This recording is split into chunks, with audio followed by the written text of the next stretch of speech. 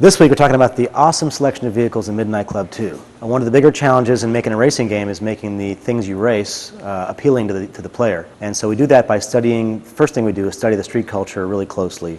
We look at the OEM real vehicles that they come from, but really what we want to do is capture that whole street culture feel. So mostly we focus on the kind of modifications and the kind of things they do to their cars to make them stand out and look unique. And I think if you've seen one of these scenes before, no two cars look the same, even though they all modify them. We work, probably takes about a month a piece to design each vehicle, and they have about maybe 5,000 polys a piece in them or so. Different levels of detail. They got damage, modifications. The materials on the cars are very, very carefully chosen to try and look as realistic as possible. But the idea is to make a car that looks real, you're proud to own, but runs fast. All those things combined make up this huge library of over 30 cars in Midnight Club 2. In making the cars for Midnight Club 2, one of the things you do obviously is shape the vehicle so it's very appealing and reflects a believable, a plausible street club type vehicle. The other thing that the human eye just knows to look for, but you don't even think to look for, is really how the car appears in the game.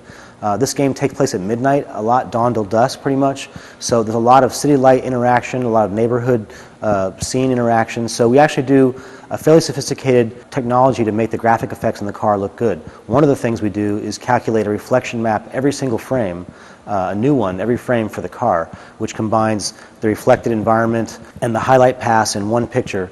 The idea being that as the car moves through the environments that you're in, it reflects accurately in the sides of the car the things around you. So instead of having a single thing like a lot of games where the car just looks shiny, in this case you go into a tunnel, the lights reflect over the top. You go by a storefront, you'll see parts of it in the side of the car. So I think we've achieved a very realistic look to the cars while at the same time respecting the PlayStation's limitations. So balancing all that's what you're going to see running at lightning speed in MC2. One of the other vehicles, obviously, in the game that we are very proud of is the bikes. Of course, bikes have a lot less, painted metal parts and what have you, but the dynamics of the bike make up for a big difference in terms of the bike's leaning and those kind of things.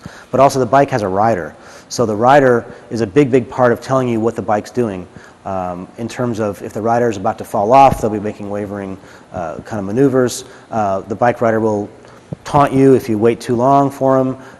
The riders lean and move with the vehicle. So while the vehicles themselves, the cars, get a huge lighting treatment, which the bikes also get, the bikes get this extra added dynamic, which is the rider on top. In Midnight Club 2, the amount of vehicles on screen is amazing. Not only do you have yourself, obviously, but you have all the opponents, which could be 4 to 8 vehicles, including bikes. Then you have all the ambient traffic. So probably in any average frame, you might have up to 30 vehicles on screen at once. Okay, Rockstar San Diego was able to get all that detail into the scene, mostly from our years of experience working with the PS2. It's very limited in memory, as I've told you before, and we've loaded the entire city into memory at once. So we're very, very careful to balance all the parameters across the board. So adding these graphical effects to the cars is only possible because we've actually been doing this quite a long time. And I think you're going to see a level of realism that you haven't seen before in a PS2 game.